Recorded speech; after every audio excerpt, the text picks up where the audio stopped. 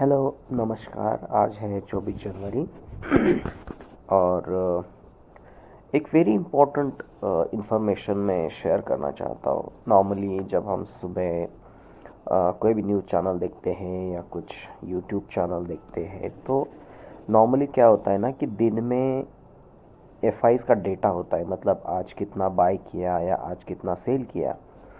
तो ये जानकारी हमें कहाँ मिलती है? बहुत ही आसान तरीका है।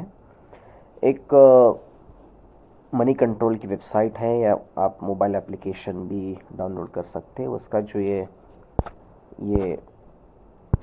होम पेज है, यहाँ पे सिंपल ये बहुत सारे आइकॉन दिख रहे हैं, जैसे कि टॉप न्यूज़ दिख रहा है, budget 25, US market 15 lakh cash etcetera.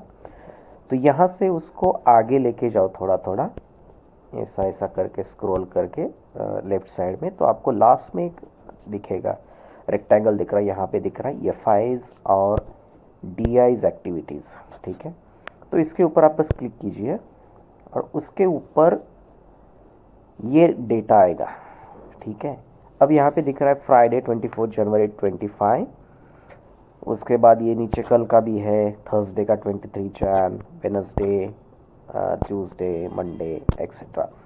तो ये यहाँ पे फिगर्स दिखाते हैं इसके। ठीक है, समरी है, कैश है, कैश में कितना उन्होंने बाय या सेल किया नेट बेसिस पे, ये हमेशा नेट बेसिस पे होता है। उसके बाद एफएनओ में क्या पोजीशंस है उनकी, लॉन्ग किया है, शॉर्ट किया है, ये दिखाता है।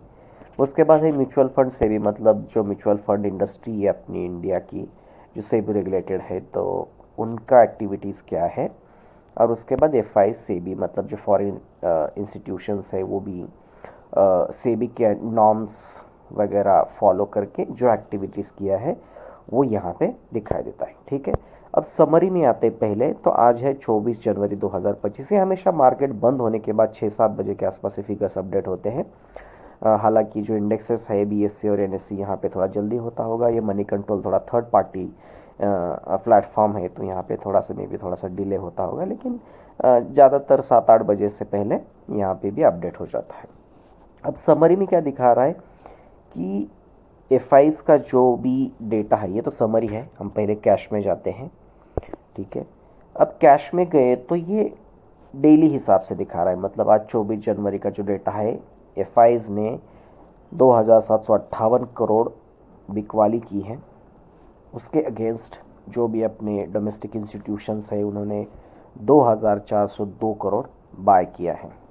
अल्टीमेटली यही होता है, मतलब अगर अभी ये तो ऑप्शन चेन तो है ही नहीं, बट जहाँ जहाँ होता है कि समझो एफआई ज़्यादा होती है या सेलिंग डेटा ज़्यादा होता है, सेलिंग प्रेशर ज़्यादा होता है, तो मार्केट थोड़ा बहुत प्रेशर में रहता है, हालांकि फ्लैट भी रहता है।